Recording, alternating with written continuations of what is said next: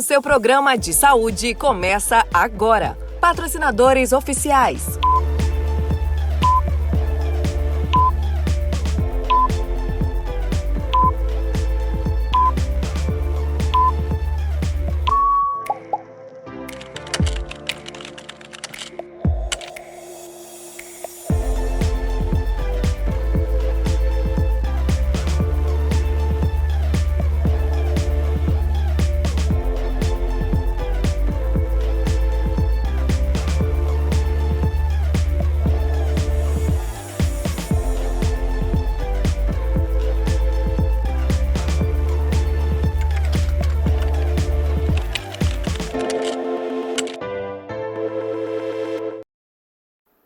Olá, Doutor Me Consulta já está no ar para te levar muita informação sobre saúde, bem-estar e prevenção. Você sabia que nós estamos no YouTube também? Pois é, então se você perdeu alguma entrevista com aquele seu especialista preferido, não tem problema. Todos os nossos programas se encontram agora também lá no YouTube. E aí você vai poder assistir quantas vezes você quiser, de onde você estiver e o melhor de tudo, vai poder também compartilhar aí com seus familiares e amigos. Lembrando também para você acompanhar o Doutor Me Consulta no Instagram.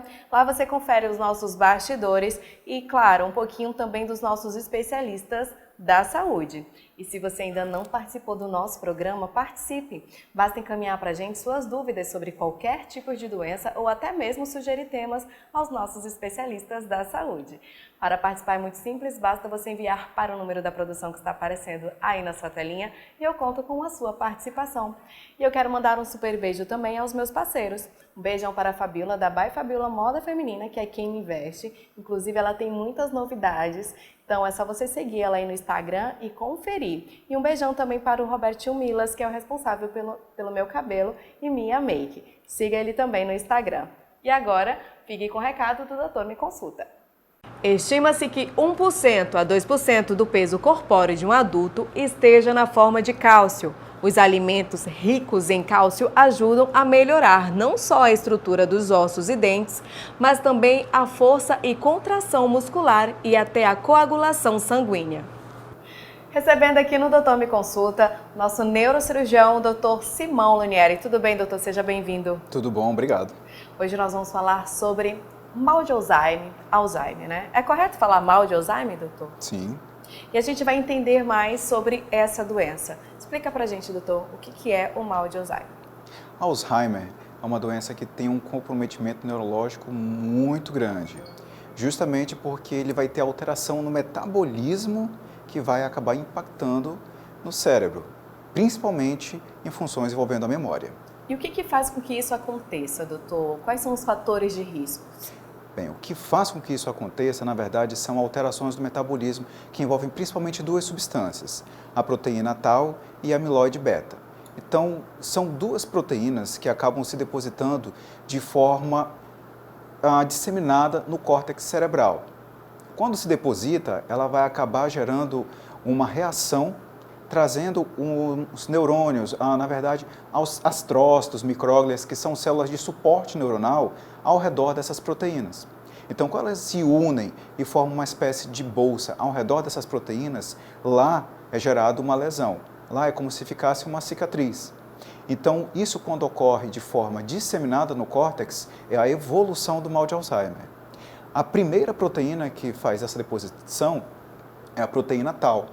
Então, essa proteína acaba se depositando de forma inicial e quando ela se deposita, na verdade, o paciente ele não tem ainda muitos sintomas.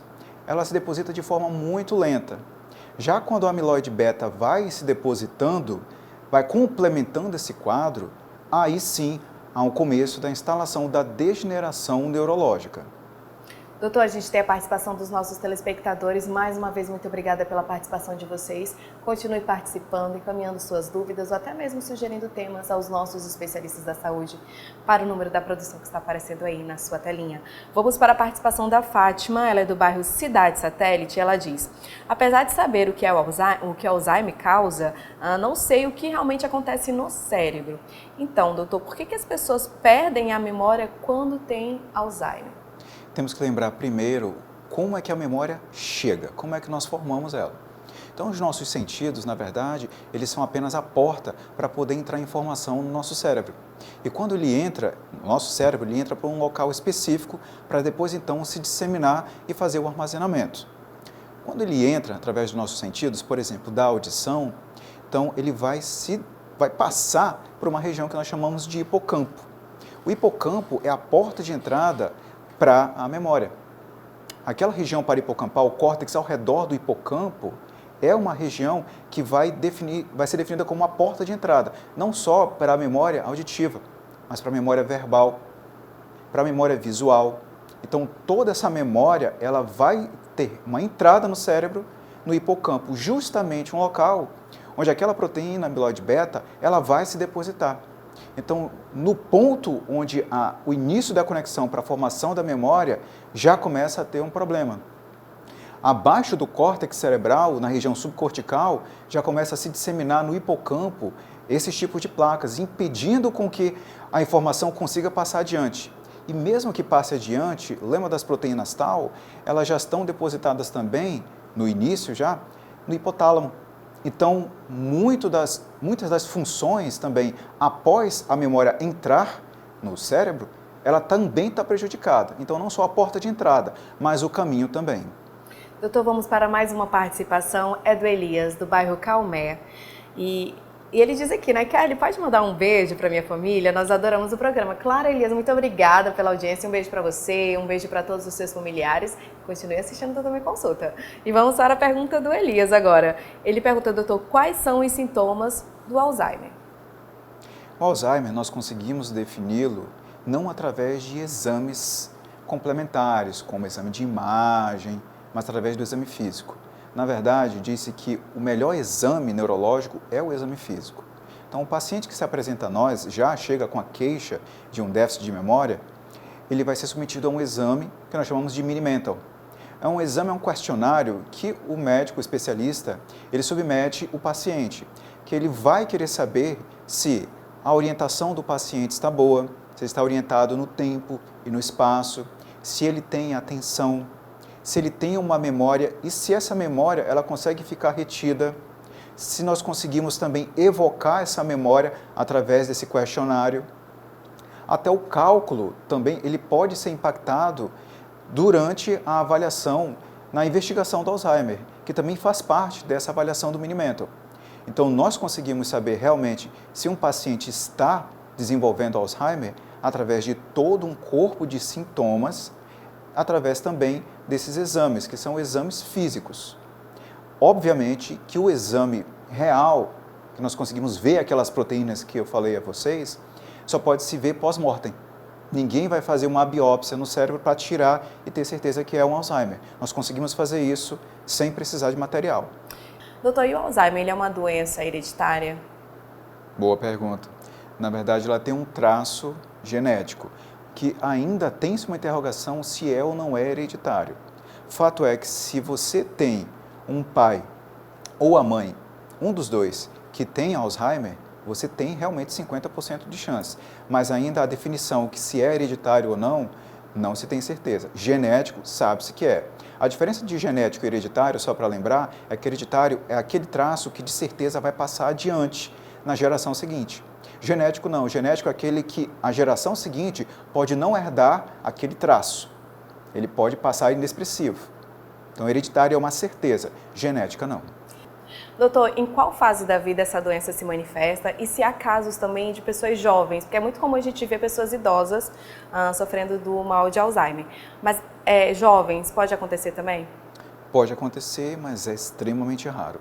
O mais comum é cometer pessoas acima dos 60 anos. Os jovens, é extremamente raro, é mais comum ter outra causa. Geralmente, após o Covid, ficou muito mais comum acontecer esse déficit de memória em pacientes jovens. Seus 20, 30, 40 anos, isso é muito jovem para desenvolver o Alzheimer. O mais comum mesmo é acima de 60. Além do Covid, tem outras causas também que podem impactar na qualidade da memória.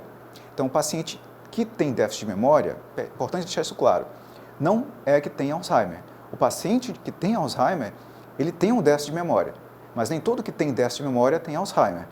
O déficit de memória pode acontecer num paciente pós-Covid, Pode acontecer no paciente que sofre de insônia, pode acontecer no paciente que sofre de depressão, toma alguma medicação, que sofreu traumatismo craniano. Então, é diferente você ter um déficit de memória e você ter Alzheimer. Olha, doutor, temos mais uma participação, é do Ailton. Ele é do bairro Buritis e ele pergunta qual a expectativa de vida de uma pessoa com Alzheimer? Bem, infelizmente, o Alzheimer realmente não tem cura. E a expectativa de vida é entre 3 e 9 anos após a instalação. A pessoa não vai morrer pelo Alzheimer, mas vai morrer pelas complicações do Alzheimer.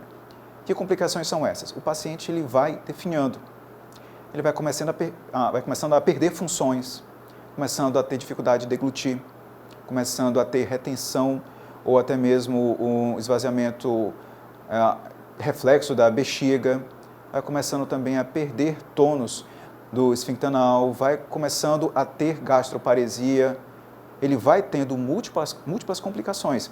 E isso também, por exemplo, dificuldade de deglutir, o paciente pode apresentar uma pneumonia, pode falecer de pneumonia, pode apresentar pela incontinência urinária, pode apresentar uma infecção urinária. Então, existem complicações que acontecem nos pacientes por essa degeneração. É como se fosse uma flor murchando. Ele vai murchando e cada pétala que vai caindo é justamente uma função que ele vai perdendo. Cada função que for perdendo vai chegando cada vez mais próximo ao óbito. Olha, doutor, muito obrigada por essas informações. Nós vamos dar continuação a este assunto, esse tema. Para você acompanhar, é só você assistir ao Doutor Me Consulta. Obrigada, viu, doutor? Um prazer. A gente vai para um breve intervalo, mas antes, a Peixada Tropical tem um recado para você. Peixada Tropical, 38 anos de tradição na mesa dos roraimenses, oferecendo o melhor e mais variado cardápio da cidade.